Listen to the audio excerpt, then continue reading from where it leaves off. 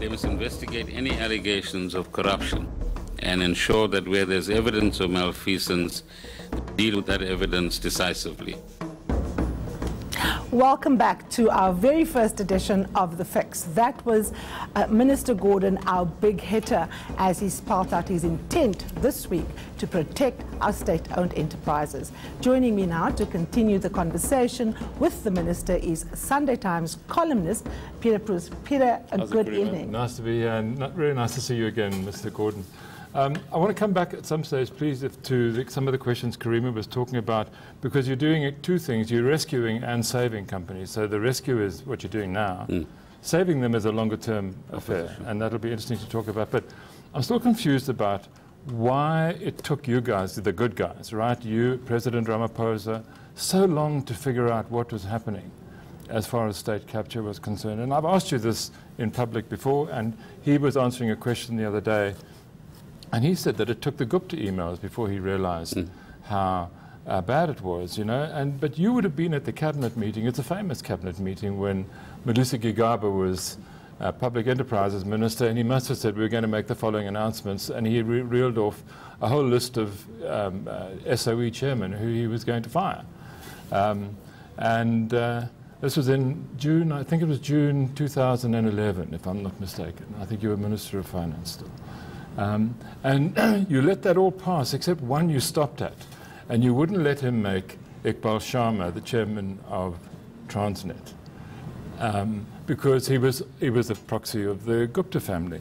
And if you knew that then, why didn't you know what was to follow? What took so long for you and the I say the good guys to figure out that state capture was already happening? It's about the unfolding of the truth, if you like. The truth never hits you in one blast. From an analyst's point of view, you would understand that it takes time to, firstly, A, see the dots, and secondly, B, connect the dots. And that was probably the case here. I mean, I can't talk about the way cabinet dynamics work because that's confidential. But what we can say is that if you look at things incrementally, it's very hard to put a picture together. And sometimes you can have either instinct or knowledge, which helps you as a group of individuals or as an individual to say, this one doesn't sound right at this point in time. But I can assure you that the good guys on various issues at various times did the right things inside cabinet or outside cabinet in order to ensure that this didn't become an uncontrollable roller coaster, but it did ultimately. Ultimately, it did. And I just want to give you an equivalent example. What took so long for investment analysts, asset managers, or financial writers like yourselves to work out what was going on in Steinhoff? Right? Similar example, similar kind of fake stories developing, and yet. What you relied upon is the credibility of some business people in terms of name, not in terms of action.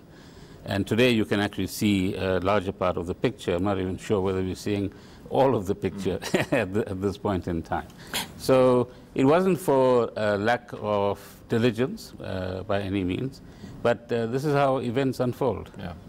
I want to come in here because I think Peter's question kind of nails it. Many people try and think about you and someone like Des van Rooyen in the same cabinet, you and Faith Mutambi in the same cabinet, you serving under President Jacob Zuma, and Trevor Manuel, former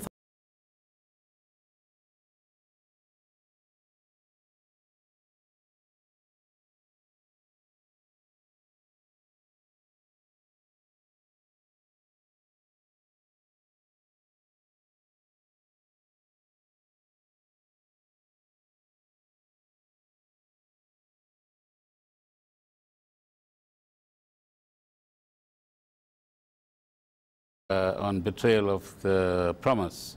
It very clearly talks about the patron, the brokers, and the way various mechanisms from ministers to officials to people outside of that governmental system being either beneficiaries or facilitators of the process. So there's no doubt there was a state within a state. When you have two ministers, arranging a press conference immediately after you sit with them in a meeting to then attack you, as they did attack me during the time of the so-called investigative unit at SARS, and I refuse to call it a rogue unit. They're your colleagues, but next minute they're posturing as your enemy. And they say all sorts of things which today have been proven to have no foundation whatsoever. And there's still many more disclosures, by the way, in that particular regard that need to come to the public's eye and ear. And I'm sure in due course that will begin to actually happen. There's a fantastic lead story in today's Sunday Times where a music entrepreneur gets paid 2.4 billion rand over a number of years to deliver fuel to to SA Express, now grounded, without ever delivering a single litre. How long does he stay out of Chuki for? Well, that's what, or the people who gave him the money. Yeah, that's what you need to direct elsewhere, because one would prefer that people like this, the minute there's a disclosure, that they find themselves in a very uncomfortable place. Now, we just need to double check one thing on that story. My initial information is that this was a contract, but the money wasn't paid yet. But, excuse me, in the next few days, we'll clarify that. But the 5.7 million to trillion, that was paid for no services offered and no process being actually followed, and that mimics similar transactions that we've seen elsewhere as well. Yeah. So we've said this to you before, Peter, and to Karima as well, that as long as law enforcement doesn't actively participate in these processes, you don't have a risk element, nor do you have a consequence element. And if you don't have that, then you have impunity. But I think, let me just assure you that's beginning to change. Yeah. Minister Tele is quite determined that which he is responsible for will begin to act in these particular instances. But I want to reiterate what Peter just said. I spoke with Dr. Leoka. She's one of the recently appointed board members to SA Express, and she said that it's astounding the level of the rot and the fact that many people are actually still in the system. So you were saying, for example, some clarity we're going to get in a few more days, but what else is still going to come that's going to shock us, that's going to tell us stuff about how state capture worked, about who it entrapped, that we haven't yet seen in the public eye? Well, SA Express is a nice microcosm to work with. It's small, so to speak. The numbers are small, but the pattern is the same.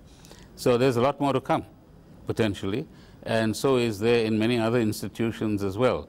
So I don't know whether it's going to be a shock any longer, but there are going to be revelations. There'll be more disclosures of forensic reports that have already been done, or new forensic reports that have been commissioned either by the Treasury or by work to be done by the SIU. All of that will bring in new information, and you will have the task again to connect a new set of dots as to how malfeasance seeps through. And there's no doubt the analogy that the fish rots from the head applies at a macro level, but it also applies at an institutional level as well. Just can I ask a personal question? Are you in this for the long ride? Or are you in this for the rest of what was Jacob Zuma's final term in office? Will you stay with President Ramaphosa if the ANC wins the next election and carry on doing what you're doing? Why do you have to ask difficult questions? You know, we were debating this, and I said, Peter, you're going to ask him this question. No, look, I'm there now, and I serve at the President's pleasure. And we'll come to that bridge sooner or later, then we'll cross it in consultation with him. And sorry, Karima, do you mind? I just want to ask, coming back to the original discussion that you were having with the Minister, how much attention are you paying to this debate about splitting up Eskom into a generating arm, which you might privatize or bring private capital into, and a transmission arm, which would be owned by the state? Is that interesting? Yeah, no, I think the principle was decided in 2016 when a pack of 5 policies were adopted by Cabinet pursuant on the Presidential Review Committee's report, I think in 2014, or even earlier. It started in 2012, probably came through in 2014. And that is that there is a policy framework, let's put it that way, on private sector participation. And in some instances, it's already happening in terms of the private sector being granted IPP licenses for coal-powered stations, 250 megawatts or whatever the case might be. So I think we need to give the boards a few more months. They've just begun to settle in. And one of their key tasks, apart from managing the past, so to speak, is to understand the present in order that they can begin to anticipate what the future would look like. And the President has now announced the creation of the Presidential SOC Council. So what you now have is an overarching policy-making body and strategic management body. He'll give a lot more meat to what this body actually needs to do in the next few weeks. But it gives government a real capacity, which he certainly has the ability and the willingness to start managing, to coalesce the best parts of these state entities into an effective arm of the state, both in an asset and financial terms, but also in terms of delivery. I'm going to give Peter the last word on this, but I want to get one question in before he does that. This preoccupation with what to do with state-owned companies has been with us since the era of the democratic breakthrough. There's no agreement in the ruling party on how to do this. We know the funding models must change. You're going to need political will. For those people who don't know, President Ramaphosa is apparently doing a master's, Peter, on state-owned companies. He announced it recently at his birthday, just before he became the president. I think you were at that event. But there's been so many attempts at trying to figure this out. Why are we doing it again with another new council?